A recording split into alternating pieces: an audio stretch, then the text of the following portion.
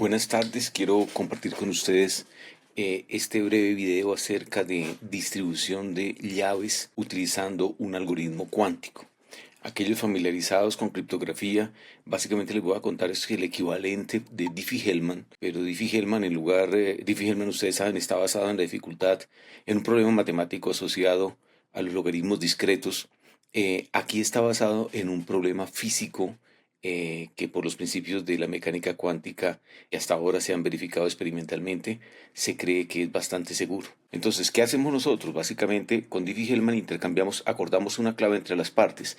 Aquí vamos a acordar una clave entre las partes, pero utilizando qubits. ¿Cómo funciona este protocolo? Básicamente es el protocolo BB84. Hoy en día se ha usado en algunos casos de elecciones, procesos democráticos en Suiza.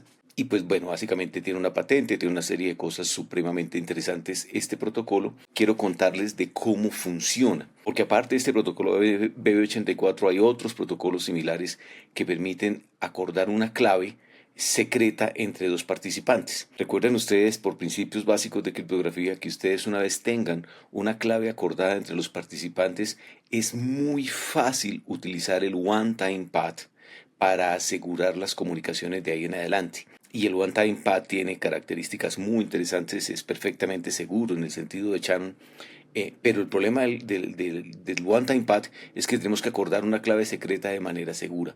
Y la manera en que se acuerda una clave secreta de manera segura utilizando los principios de la mecánica cuántica es lo que les voy a contar a continuación. Bueno, un recorderis de los temas cuánticos. Recuerden la esfera de Bloch. Recuerden que la esfera de Bloch me permite representar en un qubit. Es una superficie de una esfera donde se mueve nuestro qubit. Y podemos ponerlo, por ejemplo, en este punto, que sería el ket 0, o podemos ponerlo en este punto, que sería el ket 1, o podemos ponerlo en este punto, que sería el ket menos i, o en este punto, que sería el ket más i, o en este punto, que sería el ket más, o este punto, que es el ket menos. Y recuerden ustedes que hay básicamente toda una serie de compuertas que le permiten a uno moverse a través de la superficie de la esfera. Por ejemplo, ustedes tienen un qubit arbitrario y le aplican una la compuerta X, también conocida, digamos, un poco errado como la compuerta NOT, pues lo que ustedes hacen es girar alrededor del eje X. Entonces, si ustedes ven el eje X en la esfera de Bloch, ponen su dedo gordo apuntando al eje X y hacen un giro, y eso básicamente es el giro que realiza la compuerta X. Similar sucede con la compuerta Y. Recuerden ahí en la figura ustedes pueden ver el eje Y apuntando como hacia la derecha. Y pues básicamente lo que hacen ustedes es, utilizando la regla de la mano derecha, giran en el caso de la compuerta y en el caso de la compuerta X y en el caso de la compuerta Z estarían girando ustedes pi radianes. Y por último la compuerta Z, entonces ahí el pulgar iría hacia arriba y giran ustedes siguiendo la regla de la mano derecha y la compuerta Z pues básicamente les da un giro de pi radianes. Pero recuerden ustedes que no tienen ahí también compuertas raíz de X, raíz de Y, raíz de Z, en lo cual es el giro sería de pi medios, básicamente. Ahora, sobre esta esfera de Bloch en un qubit, nosotros podemos representar un qubit y darle cierto sentido a la información ahí almacenada. Por ejemplo, nosotros en este primer caso tenemos que si el qubit está en el polo norte, digamos, decimos que es un 0, si está en el polo sur de la esfera de Bloch, diremos que es un 1, pero también podríamos decir que más bien el 0 lo representamos con el ket más i, que sería este que estoy señalando aquí a la derecha, y el 1 con el ket menos i, o intercambiado. En realidad no importa, la convención que ustedes utilicen no importa, lo que importa es que sea consistente la convención que utilicen. O en últimas también podrían utilizar que 0 sea, por ejemplo, el ket más y que menos sería el ket 1. Y sería básicamente un qubit en posición 1, un qubit en posición 0. ¿Cuál es mejor? Son iguales, son completamente equivalentes. Ustedes escogen la más cómoda. En general, pues ya por convención, en general la gente prefiere utilizar esta de arriba. Y esta base se llama la base computacional. ¿Ok? Entonces diremos que polo norte es 0, polo sur es 1. Y pues básicamente el qubit estaría representado así en la esfera. Ahora, recuerden ustedes que muy cercano al concepto de qubit está el concepto de medición. Y aquí viene un tema supremamente interesante. ¿Qué pasa si ustedes representan el qubit utilizando, decíamos, la notación computacional, la base computacional, y entonces aquí ustedes ponen un 0 y aquí ustedes abajo ponen un 1. Pues sí, está muy bien, funciona muy bien, pero ¿qué pasa si ustedes miden utilizando otra base? Por ejemplo, ¿qué pasa si ustedes miden utilizando esta base que tenemos acá? Si ustedes se fijan, al medir con la base más i y la base menos i, si yo estoy utilizando la base computacional, ¿qué voy a obtener? Pues random, un ruido, un número aleatorio ahí que no nos importa. Entre 0 y 1 el número aleatorio, no va a tener forma de saber cuál es el valor, pero en general es mitad y mitad, de si ustedes hacen el experimento muchas veces. Es decir, lo que quiero que note, bueno, y en cambio, ¿qué pasa si yo representé mi qubit en la base computacional y mido en la base computacional? Ahí sí es la felicidad completa, porque si yo utilicé la base computacional para representar unos y ceros, y luego utilizo la base computacional para medir, pues lo que espero es que el 0 sea 0 y el 1 sea 1. El tema es si mido en una base diferente. Y fíjense ustedes que aquí tenemos dos bases diferentes. La base que iría menos i más i y esta otra base que sería la base más la base menos. Por supuesto, lo podrán ustedes notar. Las medidas de estas bases van sobre el ecuador de la esfera. No en el polo norte, no en el polo sur, sino sobre el ecuador de la esfera. Y al ir en el ecuador de la esfera, por eso es que decimos que típicamente me va a dar mitad y mitad. Por lo tanto, lo que voy a obtener, si yo mido en una base diferente a la que representé, pues básicamente lo que estaríamos nosotros obteniendo es ruido, números aleatorios, con probabilidad mitad y mitad, porque estamos en el ecuador la medida. Esa es fundamentalmente la idea. Ahora, ¿qué es lo que vamos a hacer? Utilizar esta propiedad que si yo mido en una base diferente en la que representé los bits, me va a dar probabilidad mitad y mitad para codificar información que envío de un lado a otro. Y eso es precisamente lo que me permite hacer el protocolo BB84. Como siempre, nosotros en criptografía tenemos aquí a Ana y aquí tenemos a Beto. Generalmente a Ana lo representamos por Ana y a Beto lo representamos típicamente por B. ¿Ok? Y básicamente, ¿qué es lo que nosotros queremos? Por eso pongo esta flecha doble. Lo que queremos es que ellos dos acuerden una secuencia de bits, porque esa secuencia de bits es la que luego yo utilizaría el one-time pad para cifrar información. Entonces, queremos que ellos acuerden una clave secreta. Ya sabemos, y en general es conocido, por ejemplo, cómo tener un número aleatorio en compuertas cuánticas. Yo les he hablado de la compuerta X, mal llamada compuerta NOT, la compuerta Y, la compuerta Z, pero recuerden que hay una compuerta Hadamard. Y la compuerta Hadamard exactamente hace esto, generar un número aleatorio. Ustedes le meten un qubit en un estado cero y la compuerta Hadamard lo que hace es ponerlo en una base en el cual cuando midan ustedes les da números aleatorios, mitad y mitad. Entonces ya sabemos cómo generar una secuencia de bits aleatoria. Pero este no es el problema que nos interesa con el protocolo BB84. Lo que nos interesa es que esa clave, esa secuencia aleatoria, sea compartida por Ana y Beto. Que Ana y Beto la conozcan y que además nosotros que estamos observando la interacción entre Ana y Beto no tengamos forma de saber cuál fue la clave que estos dos escogieron, aun cuando escuchamos todas las comunicaciones entre ellas. ¿Ok? ¿Qué necesitamos para este protocolo BB84?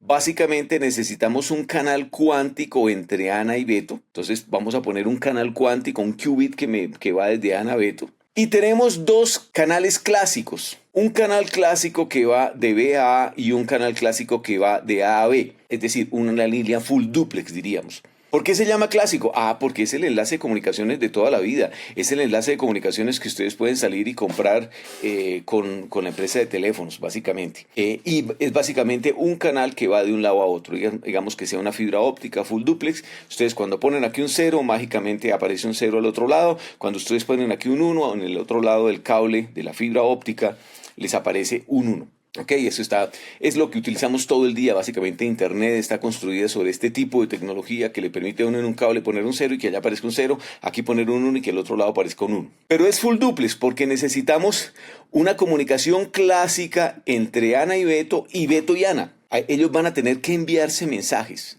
Ana a Beto y Beto a Ana. ¿Ok? Ahora, necesitamos en Ana dos generadores de números aleatorios. Pónganse ustedes a pensar que básicamente lo que tiene Ana acá es un dado y tiene dos dados, un dado que me permite a mí seleccionar la base. Son dados, hagan de cuenta que Ana tiene su asistente y su asistente tiene unos dados y los lanza a la mesa y dependiendo de lo que le dé los dados en la mesa, ese es su número aleatorio. O mejor no pensemos en dados, si quiere mejor en monedas. Lanza la moneda al aire, da la vuelta, muchas vueltas la moneda en el aire y cuando cae, mira a ver qué cayó. Si es cara es un 0, si es sello es un 1, punto. Es tan sencillo como eso. Un generador de números aleatorios. ¿Por qué necesitamos un número de números aleatorios? Porque básicamente una secuencia de bits me va a dar la base en la que voy a codificar. ¿Qué voy a codificar? La segunda secuencia, que son básicamente los números ceros y unos que voy a enviarle a Beto, o que quiero acordar con Beto. ¿Sí?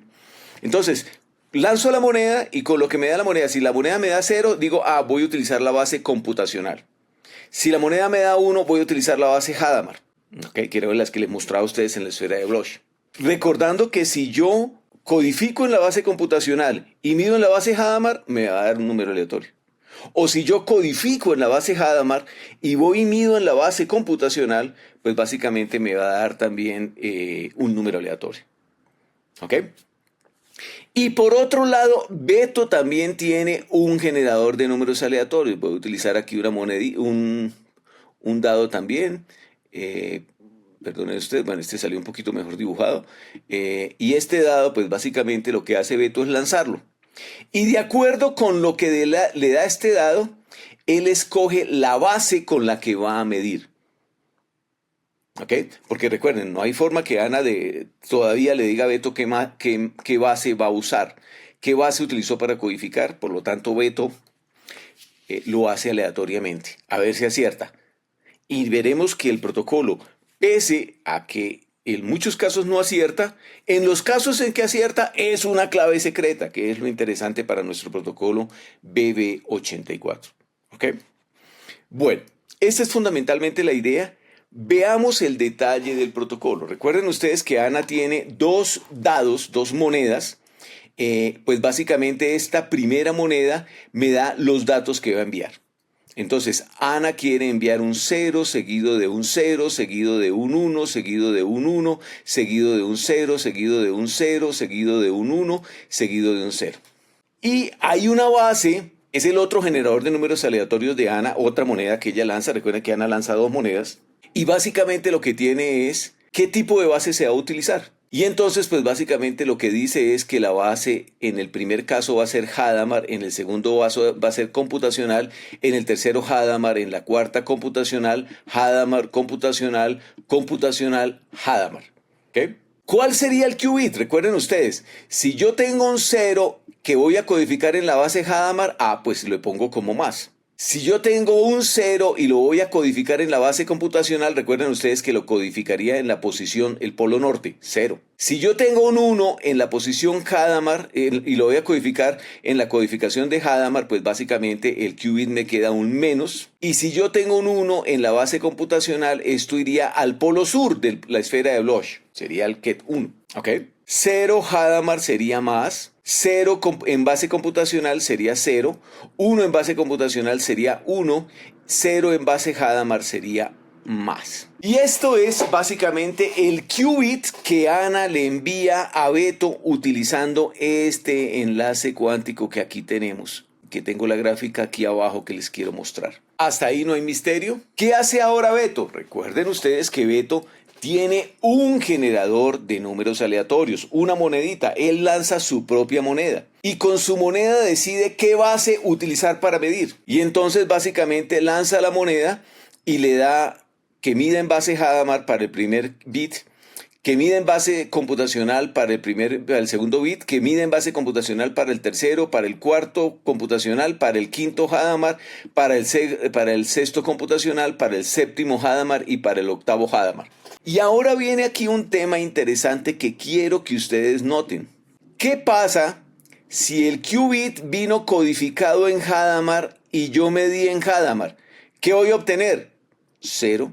Si el qubit me llegó un 0 porque fue generado con la base computacional, y yo mido con la base computacional, si tengo este 0 y mido con la base computacional, pues básicamente esto me da 0. Si yo tengo un menos, ojo porque esto es base Hadamard, mírenlo ustedes acá, y mido con la base computacional, ¿qué voy a obtener? Nada, esto aquí no sé qué me dé.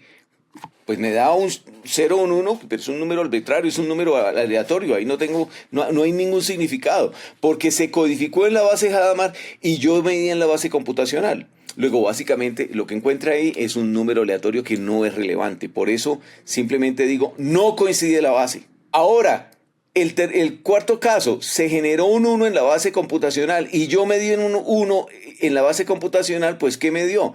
Como las bases coinciden, lo que me da es un 1. Ahora, en la base Hadamard, codifiqué un 0 que medí en la base Hadamard. Noten ustedes que inmediatamente lo que voy a obtener es un 0.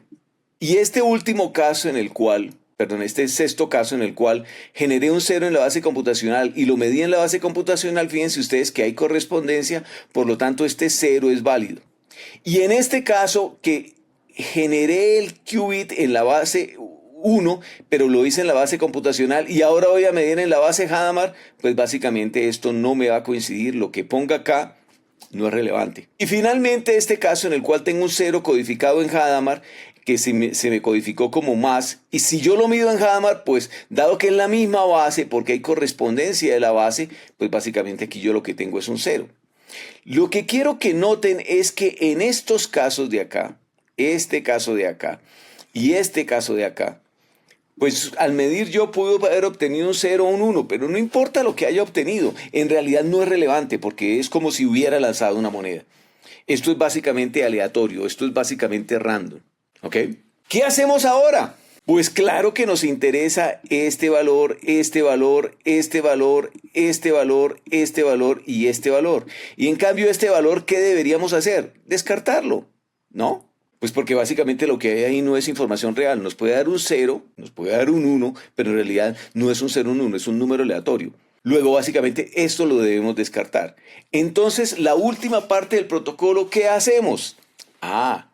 Beto, básicamente, perdón, Ana le envía a Beto si hubo correspondencia en las bases.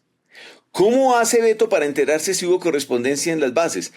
Pues porque porque Beto le envía a Ana, mire, esto fueron las bases que yo utilicé para medir. Entonces, básicamente Beto lo que dice es, mire, para medir yo utilicé H, que es esta, C, que es esta, C, que es esta, C, que es esta, H, que es esta, C, que es esta, H, que es esta y H, que es esta.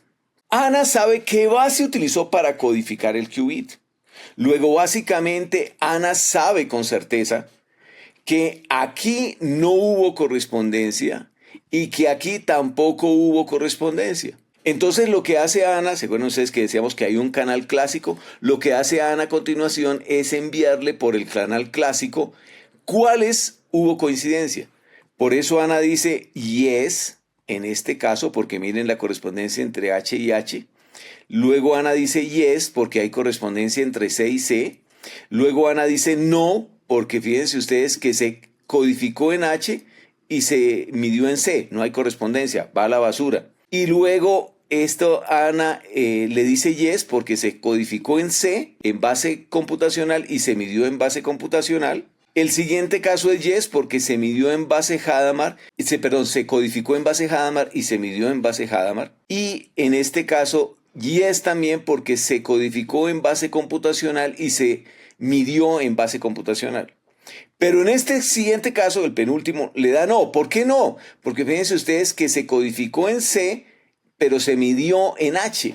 Luego lo que encontremos ahí es random, no nos interesa. Y el último caso es yes. ¿Por qué? Porque se codificó en H y se midió en H. ¿Ok?